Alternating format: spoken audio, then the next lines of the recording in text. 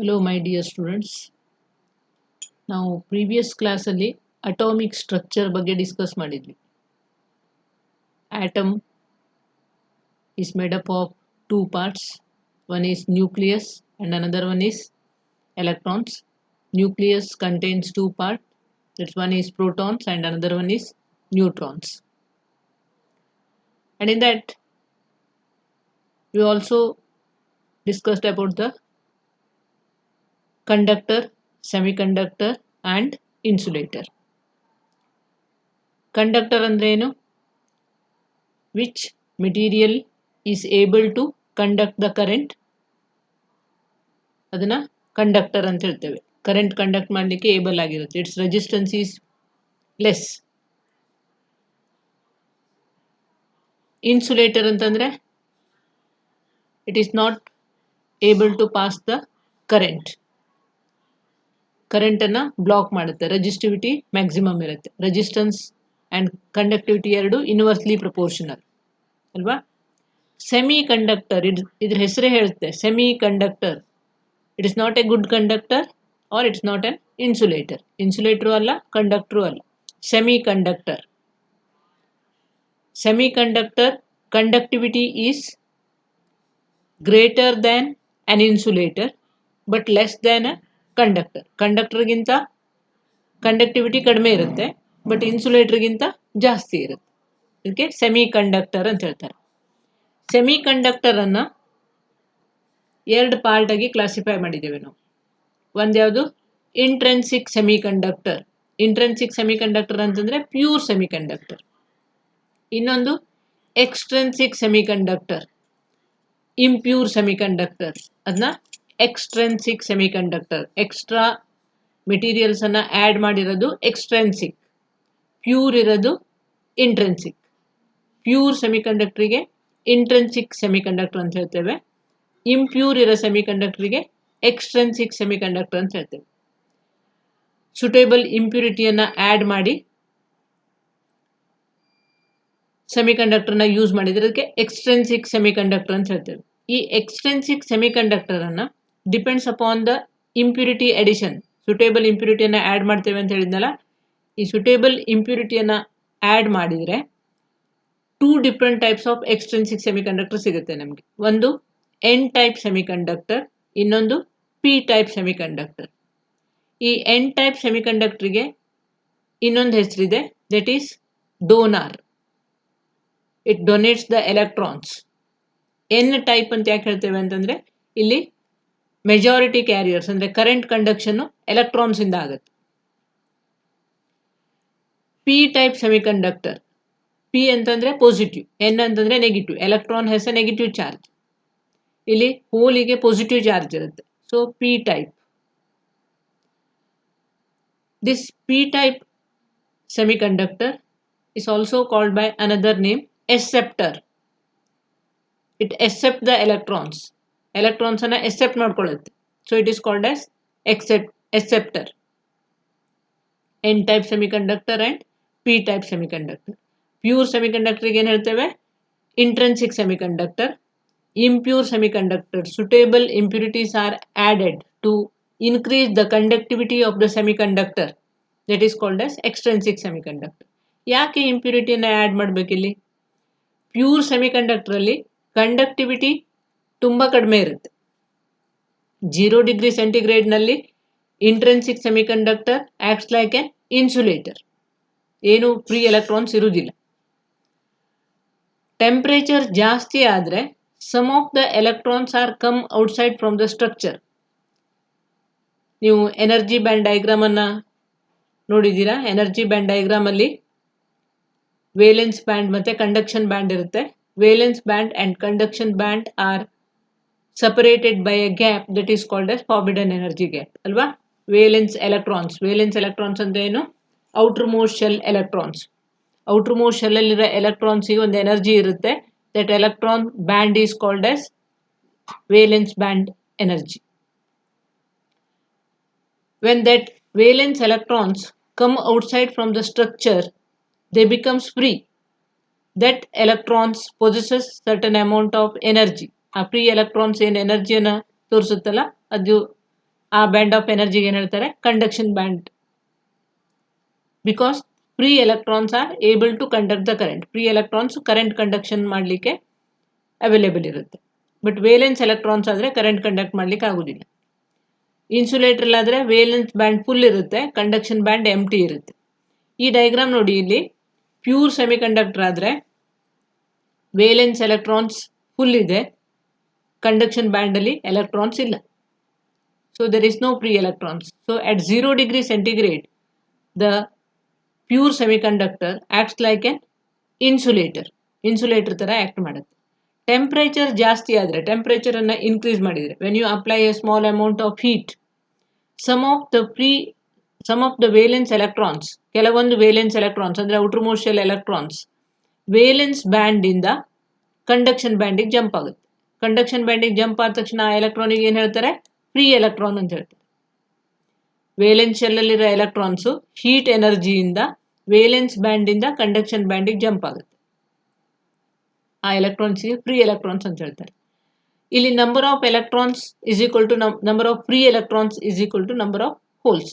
Free electrons ಮತ್ತು number of holes ಎರಡು equal ಇರುತ್ತೆ. ಅಂದರೆ ಈಗ 4 ಎಲೆಕ್ಟ್ರಾನ್ಸ್ ವೇಲೆನ್ಸ್ ಬ್ಯಾಂಡಿಂದ ಕಂಡಕ್ಷನ್ ಬ್ಯಾಂಡಿಗೆ ಜಂಪ್ ಆದರೆ 4 ಫ್ರೀ ಎಲೆಕ್ಟ್ರಾನ್ಸ್ ಇರುತ್ತೆ, 4 ಎಂಟಿ ಹೋಲ್ಸ್ ಇರುತ್ತೆ.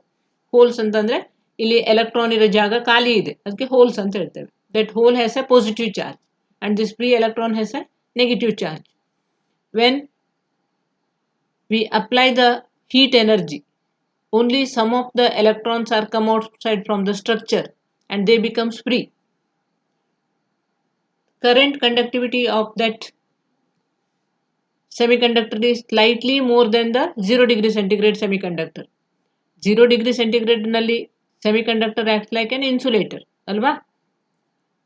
When temperature increases, some of the electrons are come outside from the structure.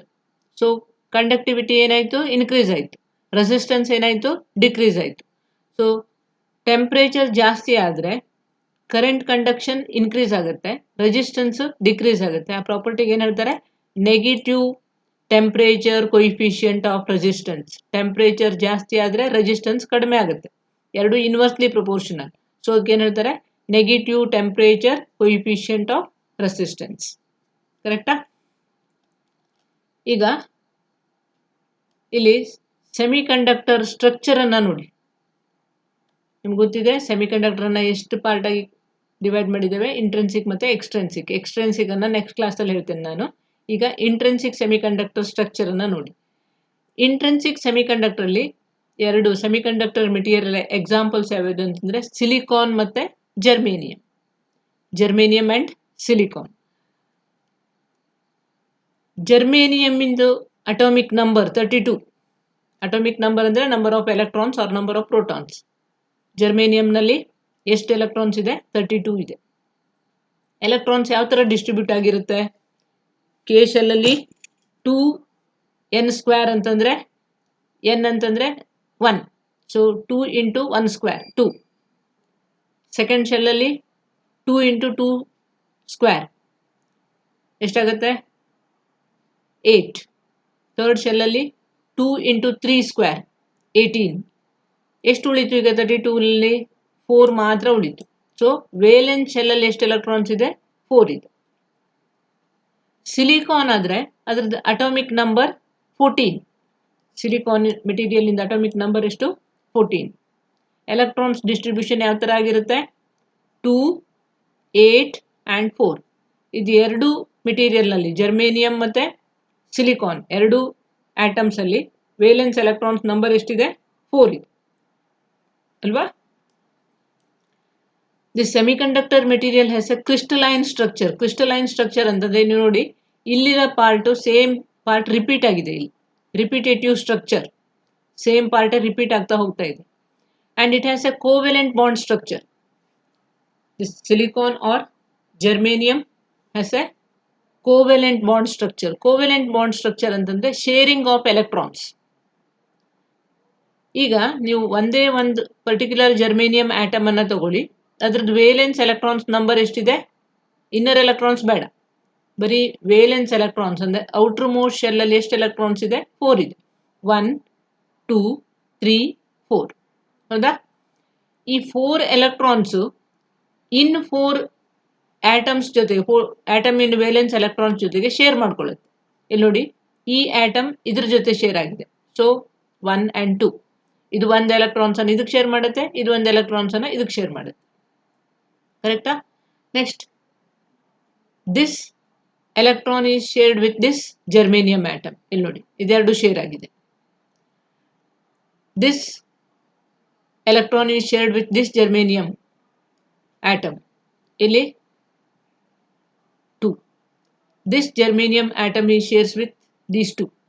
ಈ ಡಯಾಗ್ರಾಮ್ ಅನ್ನು ತಗೊಳ್ಬೇಕಾದ್ರೆ ಇಲ್ಲಿ ನೋಡಿ, this germanium atom is shares with these 2, these 2, these 2, these 2. Total ಈ ಜರ್ಮೇನಿಯಂ ಆಟಮ್ಗೆ ವೇಲೆನ್ಸ್ ಎಲೆಕ್ಟ್ರಾನ್ಸ್ ನಂಬರ್ ಎಷ್ಟಾಗುತ್ತೆ ನೋಡಿ, 1, 2, 3, 4, 5, 6, 7, 8. ಕರೆಕ್ಟಾ? Total 8 number of valence electrons ಇರುತ್ತೆ. ನಿಮ್ಗೆ ಆಲ್ರೆಡಿ ಗೊತ್ತಿದೆ, maximum number of electrons present in the valence shell is equal to 8. Valence shell ಅಲ್ಲಿ ಎಷ್ಟು ಎಲೆಕ್ಟ್ರಾನ್ಸ್ ಇರುತ್ತೆ? ಅಟಾಮಿಕ್ ಸ್ಟ್ರಕ್ಚರ್ ಅಲ್ಲಿ ಹೇಳಿದ್ದೇನೆ ನಾನು, 8 ವೇಲೆನ್ಸ್ ಎಲೆಕ್ಟ್ರಾನ್ಸ್ ಇರ್ಬೋದು ಅಲ್ವಾ? ಇಲ್ಲಿ ಮ್ಯಾಕ್ಸಿಮಮ್ ಎಲೆಕ್ಟ್ರಾನ್ಸ್ 8 ಇರೋದ್ರಿಂದ ಇದು ಸ್ಟೇಬಲ್ ಆಟಮ್. 0 ಡಿಗ್ರಿ ಸೆಂಟಿಗ್ರೇಡ್ ನಲ್ಲಿ this acts like A stable atom. ನೀವು ಸಪೋಸ್ ಸ್ವಲ್ಪ ಟೆಂಪರೇಚರ್ ಅನ್ನ ಜಾಸ್ತಿ ಮಾಡಿದ್ರೆ ಆವಾಗ ಕೆಲವೊಂದು ಎಲೆಕ್ಟ್ರಾನ್ಸ್ ಸ್ಟ್ರಕ್ಚರ್ ಇಂದ ಹೊರಗಡೆ ಬರುತ್ತೆ. Only a few electrons, 1 or 2.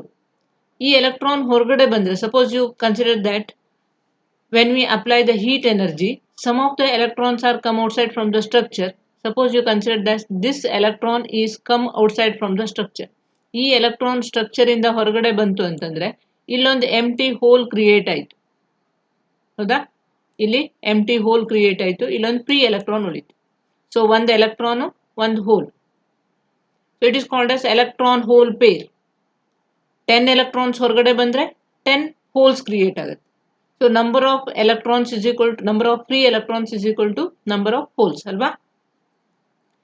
ಈ ಸೇಮ್ ಸ್ಟ್ರಕ್ಚರ್ ರಿಪೀಟ್ ಆಗಿರೋದ್ರಿಂದ ಇದಕ್ಕೆ ಕ್ರಿಸ್ಟಲೈನ್ ಸ್ಟ್ರಕ್ಚರ್ ಅಂತ ಹೇಳ್ತಾರೆ.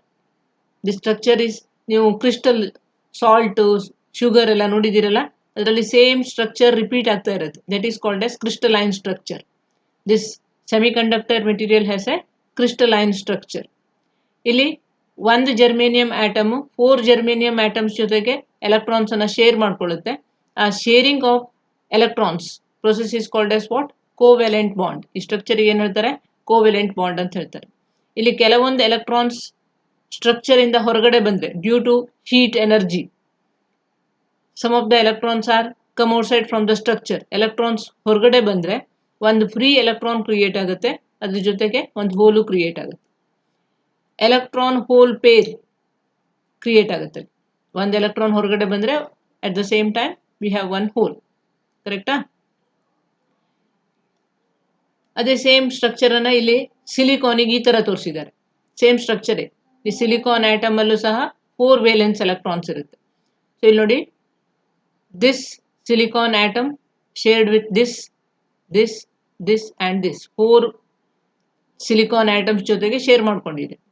ಟೋಟಲ್ ವೇಲೆನ್ಸ್ ಶೆಲ್ ಅಲ್ಲಿ ಎಷ್ಟು ಎಲೆಕ್ಟ್ರಾನ್ಸ್ ಇದೆ ಈ ಸೆಂಟರ್ ಸಿಲಿಕಾನಿಗೆ? 1, 2, 3, 4, 5, 6, 7, 8. 8 ವೇಲೆನ್ಸ್ ಎಲೆಕ್ಟ್ರಾನ್ಸ್ ಇದೆ. ವೇಲೆನ್ಸ್ ಶೆಲ್ ಅಲ್ಲಿ 8 ಎಲೆಕ್ಟ್ರಾನ್ಸ್ ಇದ್ರೆ ಇದು stable atom. It acts like an insulator. ನೀವು ಟೆಂಪರೇಚರ್ ಅನ್ನ ಜಾಸ್ತಿ ಮಾಡಿದ್ರೆ ಮಾತ್ರ some of the electrons come outside from the structure and they becomes free. ಯಾವಾಗ ಕೆಲವೊಂದು ಎಲೆಕ್ಟ್ರಾನ್ಸ್ ಹೊರಗಡೆ ಬರುತ್ತೆ ಆವಾಗ ಸ್ವಲ್ಪ ಕರೆಂಟ್ ಕಂಡಕ್ಷನ್ ಆಗುತ್ತೆ. ಈ ಶೇರಿಂಗ್ ಆಫ್ ಎಲೆಕ್ಟ್ರಾನ್ಸ್ ಏನ್ ಹೇಳ್ತೇವೆ ನಾವು? Covalent bond structure. ಓಕೆ, ಅದೇ ಸೇಮ್ ಆಪರೇಷನ್ಸ್ ಅನ್ನ ಇಲ್ಲಿ ಎನರ್ಜಿ ಬ್ಯಾಂಡ್ ಡಯಾಗ್ರಾಮ್ ಇಂದ ತೋರಿಸಿದ್ದೇವೆ. ನಿಮಗೆ energy band diagram atomic structure ಅಲ್ಲಿ ಹೇಳಿದ್ದೇನೆ. ಎನರ್ಜಿ ಬ್ಯಾಂಡ್ ಡಯಾಗ್ರಾಮ್ ಅಲ್ಲಿ 2 ಬ್ಯಾಂಡ್ಸ್ ಇದೆ, ಒಂದು ವೇಲೆನ್ಸ್ ಬ್ಯಾಂಡ್, ಇನ್ನೊಂದು conduction band. Valence band and conduction band are separated by a gap that is called as forbidden energy gap ಅಲ್ವಾ? ಇಲ್ಲಿ ನೋಡಿ, 0 ಡಿಗ್ರಿ ಸೆಂಟಿಗ್ರೇಡ್ ನಲ್ಲಿ ಏನು ಫ್ರೀ ಎಲೆಕ್ಟ್ರಾನ್ಸ್ ಇಲ್ಲ, ಎಲ್ಲ ಎಲೆಕ್ಟ್ರಾನ್ಸ್ ವೇಲೆನ್ಸ್ ಬ್ಯಾಂಡ್ ಅಲ್ಲಿ ಇದೆ, ಅದರಿಂದ ಕರೆಂಟ್ ಕಂಡಕ್ಟ್ ಆಗುದಿಲ್ಲ. ಟೆಂಪರೇಚರ್ ಜಾಸ್ತಿ ಆದಾಗ ಕೆಲವೊಂದು ಎಲೆಕ್ಟ್ರಾನ್ಸ್ ವೇಲೆನ್ಸ್ ಶೆಲ್ ಇಂದ ಕಂಡಕ್ಷನ್ ಬ್ಯಾಂಡಿಗೆ ಬಂದಿದೆ. So free electrons are present in the conduction band. ಇದರಲ್ಲಿ number of free electrons is equal to number of holes.